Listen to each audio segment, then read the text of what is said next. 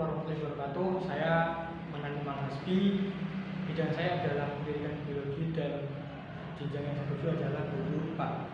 Tujuan pembelajaran yang saya ambil adalah siswa dapat mengidentifikasi karakteristik dari makhluk hidup yang ada di sekitar. Baik, selamat siang semuanya. Sebelum kita memulai belajar pada siang hari ini, alangkah baiknya kita berdoa terlebih dahulu. Berdoa dimulai, doa selesai.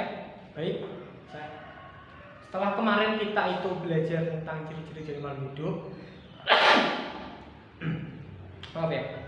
Setelah kemarin itu kita belajar tentang ciri-ciri dari makhluk hidup, kita akan belajar tentang karakteristik dari makhluk hidup.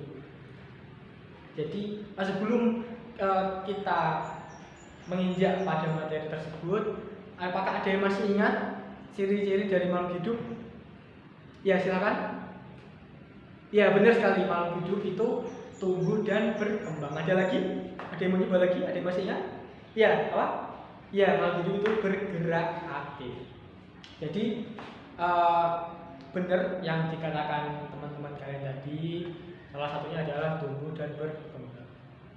Jadi kita menginjak ke materi selanjutnya dari karakteristik dari makhluk hidup. Jadi kita bisa melihat karakteristik makhluk hidup itu dari 3 cara. Cara morfologi, anatomi,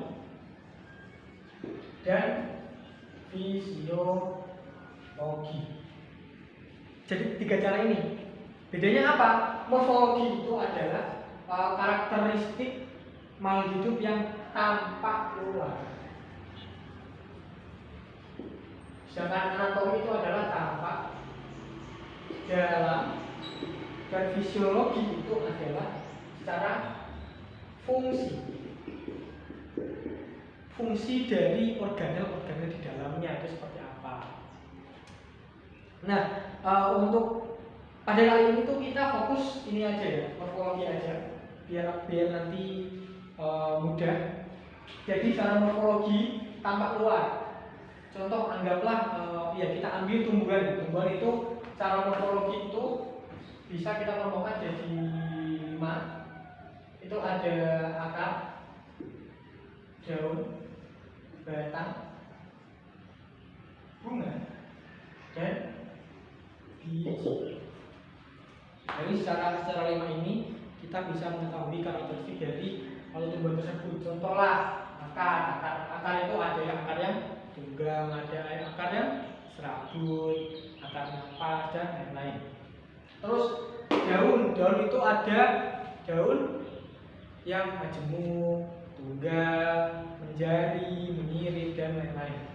Batang itu ada yang berkayu dan lain-lain. Nah, untuk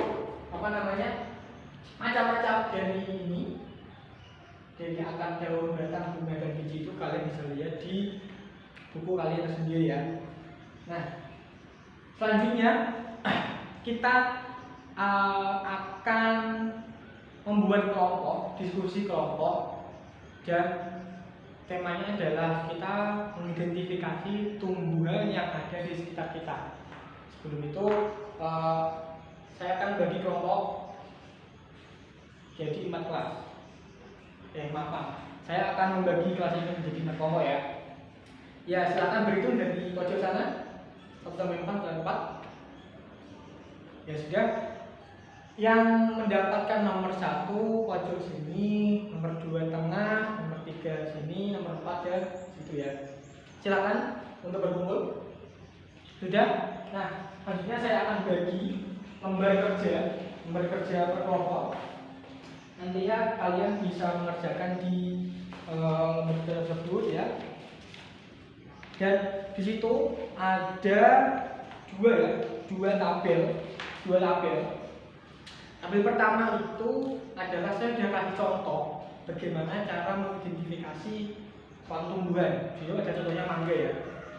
Itu mangga itu akarnya apa, daunnya apa, batang bunga bijinya seperti apa. Itu bisa dilihat di situ.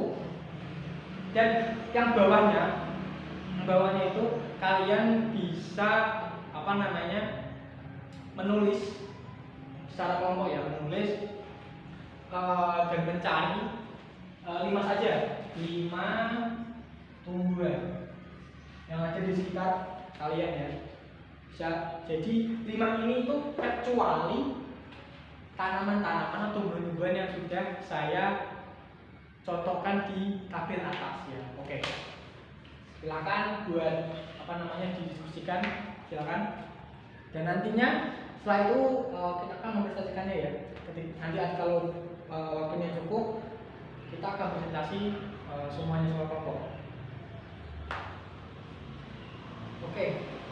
Karena waktunya sebentar lagi mau habis dan kalian masih belum selesai, nah itu bisa dibuat PR ya. Nanti kita presentasikan di pertemuan selanjutnya di hari Kamis ya. Ya, mohon diselesaikan dan ya kita cukupkan pertemuan pada siang hari ini.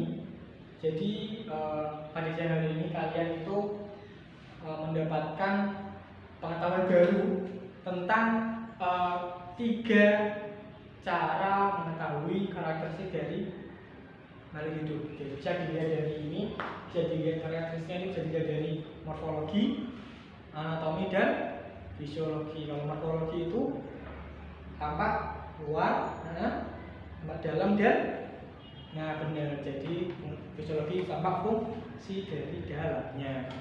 Sekian yang dapat saya sampaikan, semoga bermanfaat. Wassalamualaikum warahmatullahi wabarakatuh.